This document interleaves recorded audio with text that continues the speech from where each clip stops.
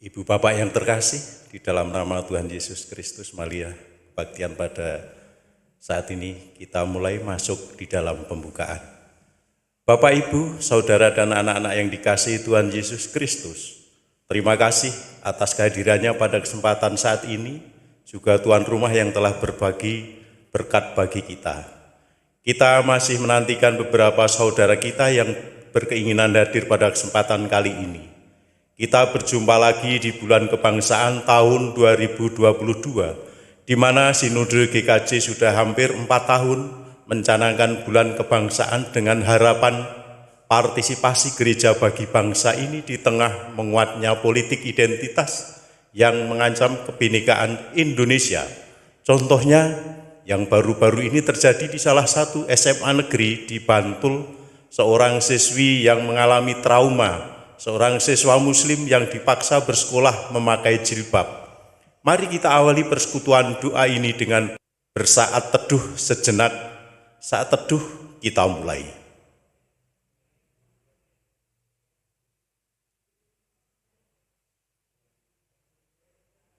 Cukup. Bapak, Ibu, Saudara, dan anak-anak yang dikasihi Tuhan Yesus Kristus, mari kita pujikan nama Tuhan yang sudah memberkati bangsa ini dengan pujian Hitung Jemaat 460 bait 1-2, jika jiwaku berdoa.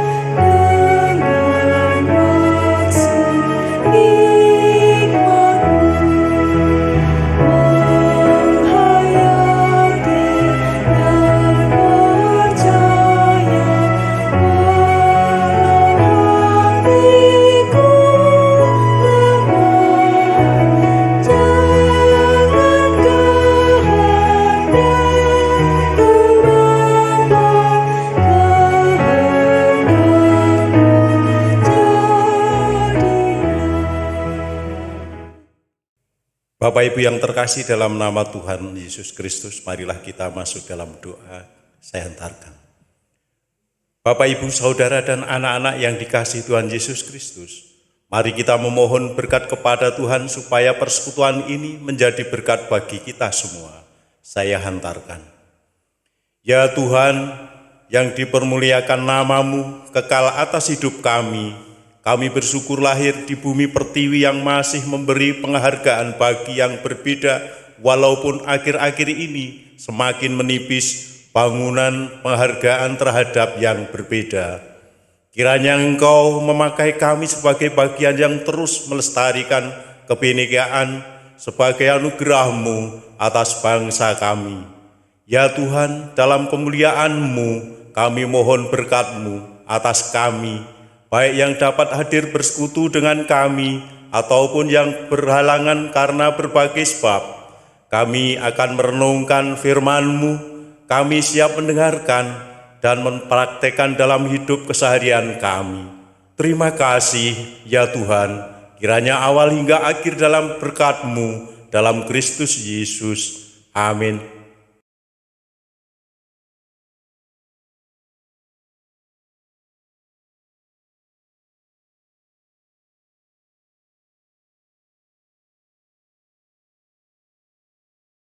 Ibu Bapak yang dikasihi Tuhan Yesus Kristus, marilah kita membaca kitab kita yang terambil dari Kisah Para Rasul 6 ayat 1 sampai dengan 7.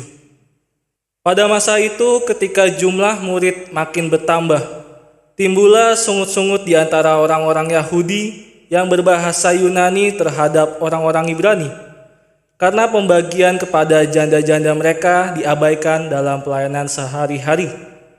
Berhubung dengan itu, ke-12 rasul itu memanggil semua murid berkumpul dan berkata, "Kami tidak merasa puas karena kami melalaikan firman Allah untuk melayani meja.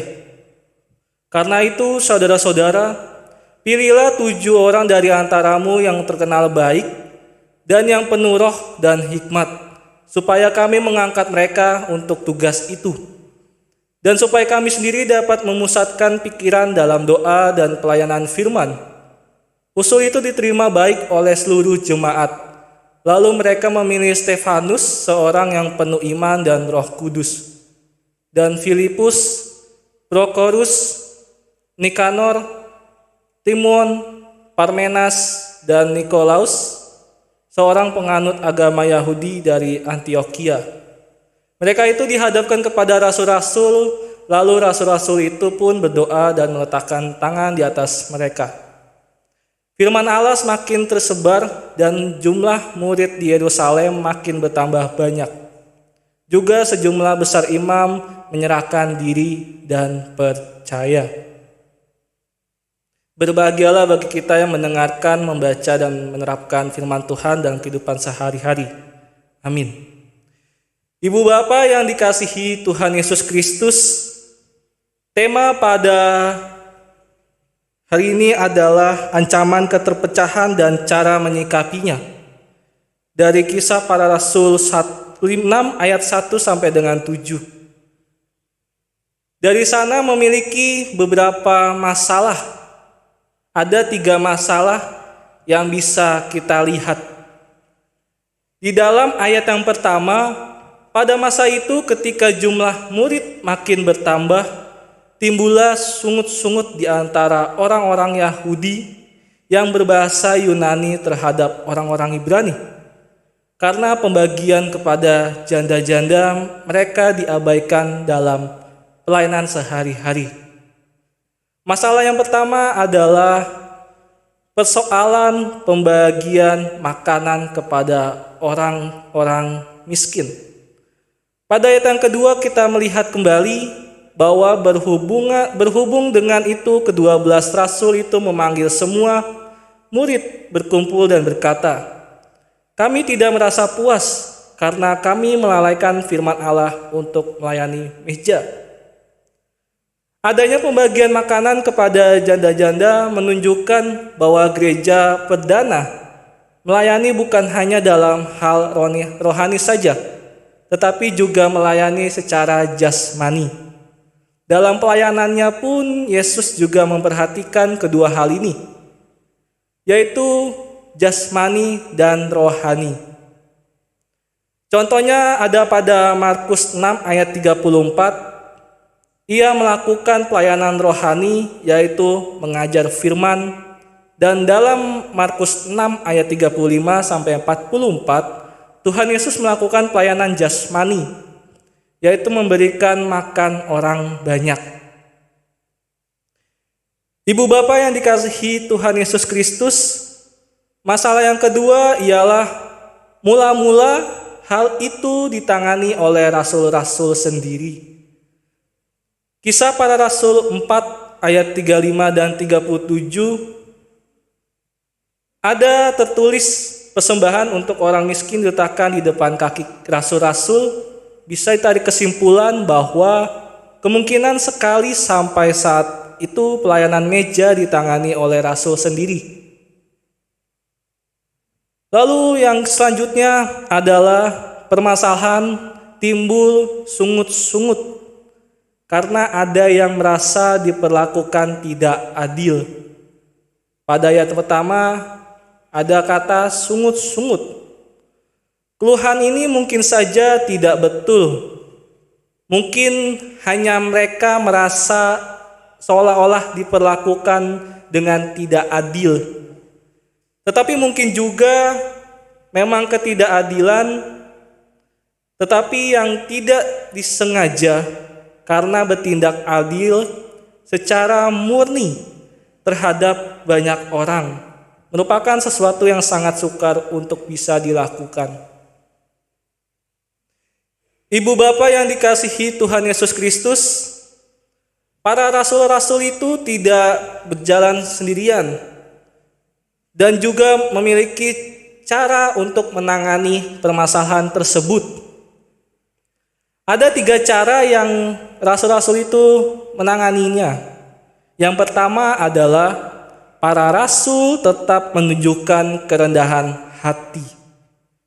Sikap rendah hati para rasul itu dari kita lihat melalui sikap yang berani mengakui di hadapan semua murid Yesus. Terkait dengan pelayanan meja bagi para janda di lingkungan orang Yahudi. Kemudian yang kedua ialah para rasul tetap memprioritaskan pada kesatuan jemaat. Hal tersebut salah satunya dapat kita lihat juga ketika para rasul menyelesaikan persoalan itu. Tidak dengan caranya sendiri, tetapi dengan mengajak seluruh jemaat yang ada di sana. Hal ini dilakukan oleh para rasul pertama-tama bukan karena mereka tidak mau dilihat sebagai pihak yang mengetahui semua solusi, tetapi lebih karena para rasul ingin mengajak mereka yang memiliki beragam latar belakang, suku, bahasa, dan golongan. Melaluinya jemaat tidak mudah terpecah, tapi justru dapat semakin menyatu dan saling peduli satu sama lainnya. Di ayat Lukas ayat yang kedua berbunyi, berhubung dengan itu ke-12 rasul itu memanggil semua murid berkumpul. Dalam hal ini para rasul tidak sendirian karena memanggil seluruh yang ada di sana. Yang terakhir, yang ketiga ialah para rasul berusaha untuk menata pelayanan dengan melibatkan unsur dari jemaat. Hal tersebut terlihat bukan saja karena para rasul memberi ruang kepada jemaat, tetapi juga terlihat ketika para rasul memberikan wewenang kepada para jemaat itu. Maka terkait hal ini ada syarat ataupun tanda-tanda bahwa orang-orang itu harus yang pertama terkenal baik, penuh roh dan hikmat. Hal tersebut dilakukan dengan alasan selain untuk menampung aspirasi mereka juga supaya mereka dapat terlibat untuk saling mensupport, saling mendukung satu sama lainnya. Oleh karena itu, ibu bapak yang dikasihi Tuhan Yesus Kristus, dan benar juga bahwa kita memperhatikan 7 orang yang dipilih itu. Kita akan mendapati bahwa mayoritas dari mereka adalah orang Yahudi yang berlatar belakang budaya Yunani. Terlihat dari nama-nama mereka saja. Bahkan ada salah satu dari mereka yang memang orang Yunani tetapi sudah memutuskan menjadi proselit. Apa itu proselit? Yaitu menganut agama Yahudi dan disunat. Di ayat yang kelima. Kemudian apa yang harus kita lakukan? Marilah kita hidup di saat ini esok, dan selamanya untuk meneladani sikap para rasul dalam menghadapi permasalahan, tantangan, rintangan, dan juga masalah lainnya yang disengaja maupun tidak disengaja, yang kemungkinan akan membuat terpecahnya jemaat.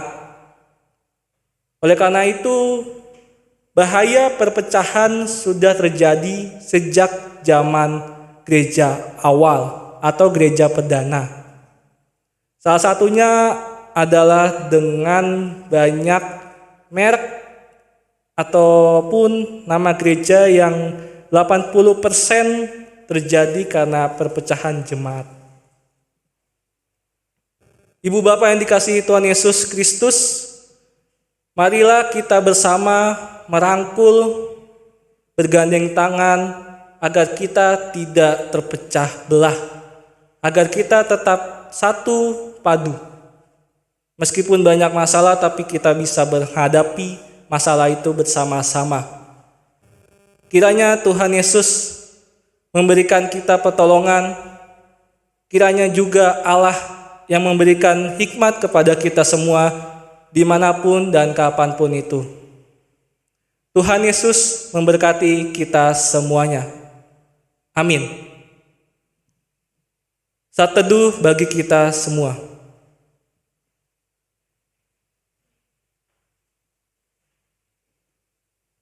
Saat teduh selesai.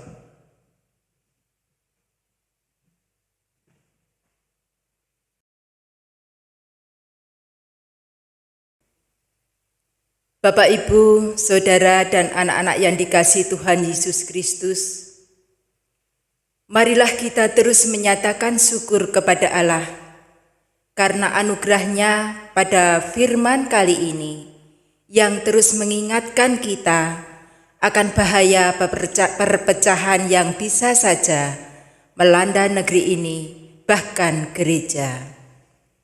Karena dengan hidup penuh syukur, kita akan terhindar dari rasa kurang puas, rasa tidak cukup, rasa masih kurang ini dan itu. Marilah kita puji nama Tuhan dan mengumpulkan persembahan syukur kita melalui pujian Kidung Jemaat 341, bait pertama sampai yang kedua, Kuasamu dan Namamu lah.